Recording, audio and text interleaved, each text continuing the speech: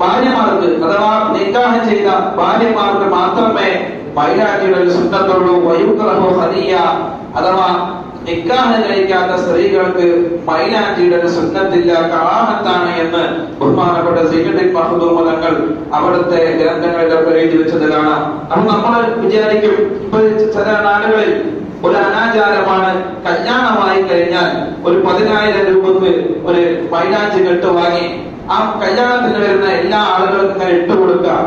അതൊന്നും ഇസ്ലാമിൽ അനുവദനീയമല്ല, അതൊരു അനാചാരമാണ്. നിക്കാഹ് ചെയ്ത സ്ത്രീകൾക്ക് മാത്രമേ മൈലാഞ്ചി ഇടുക എന്നുള്ളത് അനുവദനീയമാക്കിയിട്ടുള്ളൂ. അതുപോലെ തന്നെ പല വിഷയങ്ങളും നമ്മൾ ശ്രദ്ധിക്കാതെ പോകുന്നുണ്ട്. പല്ല് ഫിറ്റ് ചെയ്യുന്ന സംഗതി, നമ്മുടെ വായിലുള്ള പല്ലുകളൊക്കെ പോയി കഴിഞ്ഞാൽ ആ പല്ല് വെക്കുന്നത് കൊണ്ട് ഇസ്ലാമിൽ യാതൊരു തെറ്റുമില്ല. പല്ല് വെക്കാം, ഫിറ്റ് ചെയ്ത് വെക്കണം, വെക്കാം, ഊരിയെടുക്കുന്ന രൂപത്തിൽ വെക്കാം. മരണപ്പെട്ടാൽ പോലും അത് എടുത്തു മാറ്റാൻ